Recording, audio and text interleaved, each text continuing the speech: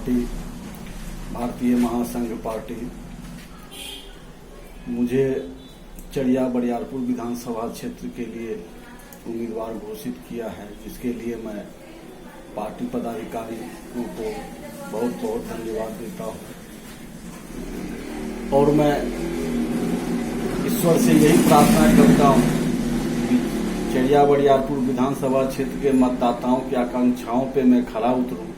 वो जो मुझे सेवा का मौका दे, मैं उनकी सेवा में हमेशा तत्पर रहूं, उनकी सेवा कर पाऊं। गत वर्षों से जो भी वहां के विधायक रहे हैं, उन्होंने जो कार्य किया है उसको वहां के मतदाता देख चुके हैं और देख रहे हैं। और खास करके मंजू वर्मा के बारे में तो पूरा बिहार के लोग जान रहे हैं, पूरे बिहार के मतदाता जान रहे हैं। अब उनके लिए मुझे कहना उचित नहीं लगता है कोई भी शब्द कि मैं बोलूं, और न ही मेरे पास उनके लिए कोई शब्द है कि मैं बोलूं उन्होंने क्या किया क्या नहीं किया।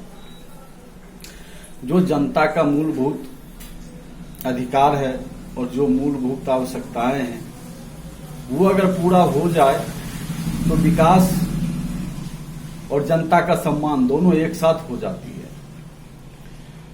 जो सड़क है, जो स्वास्थ्य है, जो शिक्षा है, रोजगार है, ये सब कुछ डमाडोल है। सड़क आप देख सकते हैं क्या स्थिति है। जब आप नया नगर से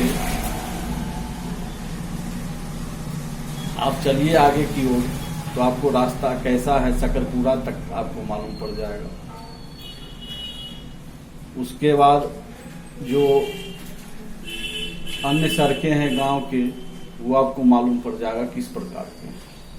और वहां की जो समस्या है वो भी आप जान ही रहे हैं कि किस प्रकार की समस्याएं बढ़े हुए हैं। अब मेरी पार्टी कोई पुरानी पार्टी नहीं है, मात्र 1.5 साल इस पार्टी के रजिस्ट्रेशन का हुआ है और मैं संस्थापक सदस्य में से मुझे पार्टी ने बिहार का प्रदेश अध्यक्ष बनाया है। और इस विधानसभा चुनाव में मुझे चरिया बरियारपुर विधानसभा क्षेत्र का उम्मीदवार बनाया गया है। मैं चरिया बरियारपुर विधानसभा के मतदाताओं से सिर्फ इतना कहूंगा कि मेरे पास धन नहीं है, मैं एक गरीब इंसान हूं। समाज सेवा करने का मन में इच्छा जगी और मैं पार्टी का रजिस्ट्रेशन कराया, हम लोग संस्थापना की और पार्टी ने मुझे चरिया बरियारपुर विधानसभा क्षेत्र दिया। और मैं उस क्षेत्र की सेवा करके मैं पहले एक क्षेत्र को विकसित बना के दिखाना चाहता हूं।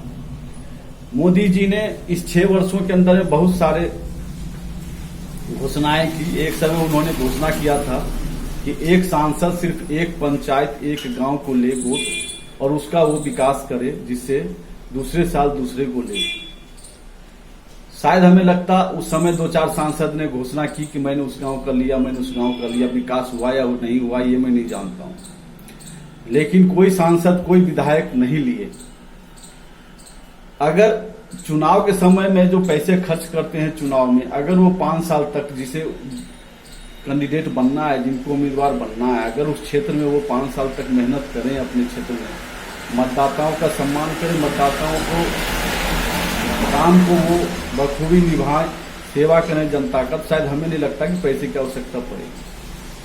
अब चरिया बरियारपुर विधानसभा क्षेत्र के मतदाता ये कहेंगे कि भाई साहब आप भी तो अभी आए हैं, 5 साल तो सेवा किए नहीं। तो भाई साहब हम 5 साल पहले राजनीतिक जीवन में थे ही नहीं, अब हम आए हैं और सेवा करना ही पड़ेगा मुझे अगर मैं विधानसभा चुनाव जीतना चाहता हूं तो। क्योंकि मैं ना ही मेरे पास कोई धन है पहले से जो मैं खर्च कर पाऊंगा और मैं वोट अपने तरफ मोड़ पाऊंगा, और न ही मेरे पास कोई इस प्रकार का है कि मैं लालू जी का, नीतीश जी का, राहुल गांधी के तरह मेरे पीछे कोई टैग लगा हुआ है बहुत बड़ी पार्टी का, बहुत बड़े राजनेता का, जो मुझे सहयोग मिल जाएगा। चुनाव में 2-2, 4-4 लाख, 5-5 लाख रुपया लोग चंदा देते हैं चुनाव लड़ने के लिए पार्टियों को। मेरी पार्टी तो अभी 1.5 साल पहले रजिस्ट्रेशन हुआ है और मैं चाहूंगा कि मुझे कोई चंदा भी दे तो नहीं देंगे।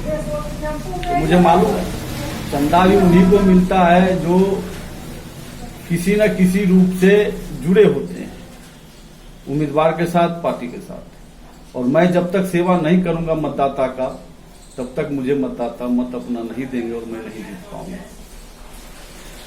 तो ये पहला बार है, जनता मेरे ऊपर विश्वास करे, अपने मत दे और मुझे विजयी बनाए, विधानसभा भेजे, तब वो देखेंगे कि मैं कितना काम करता हूं। क्योंकि मेरा घर रोसराई है, वार्ड नंबर 10 में।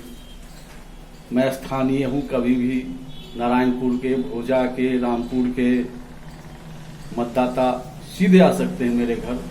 मेरा घर कोई पटना और जहानाबाद नहीं है जहां जाने के लिए मतदाता को सोचना पड़ेगा। तो अगर उन्हें लगे कि अपने क्षेत्र का बेटा अगर मेरे क्षेत्र का विकास कर सकता है तो मुझे मत दे और मैं सदैव सेवा के लिए तत्पर रहूंगा। और इस बार ये नहीं है कि एक गरीब एक अमीर के साथ लड़ेगा।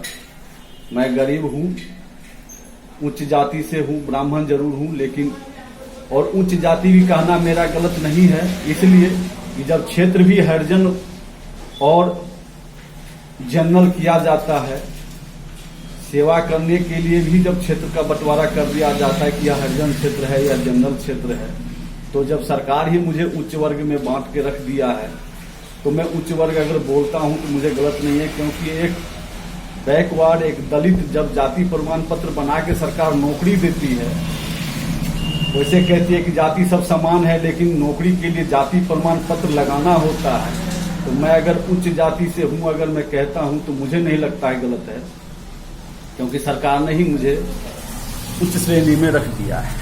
अब ये तो संविधान संशोधन की विषय है कि मैं जब विधानसभा में पहुंचूं, मेरी पार्टी जब पहुंचे तो इस तरह की मांग उठाएगा कि भाई जाति प्रमाण पत्र लगाना आप बंद कीजिए, क्योंकि सभी जाति जब समान है तो जाति प्रमाण पत्र लगाना कहां तक उचित है। अब चरिया बरियारपुर के विधानसभा के मतदाताओं और कार्यकर्ताओं का मैं आभारी रहूंगा कि अगर वो मुझे चुनाव में सहयोग करते हैं और मैं विजय होता हूं तो कार्यकर्ता बंधु जो जुड़ना चाहते हैं कृपा कर मेरे मोबाइल नंबर पर संपर्क करें। क्योंकि मैं 1 तारीख से पहले 4 वहां पर, एक मझौल में, एक भोजा में और एक मैं रामपुर के पास अपना चुनाव कार्यालय में बनाने जा रहा हूं। तो सभी जगह के लिए मुझे कार्यकर्ता बंधु चाहिए।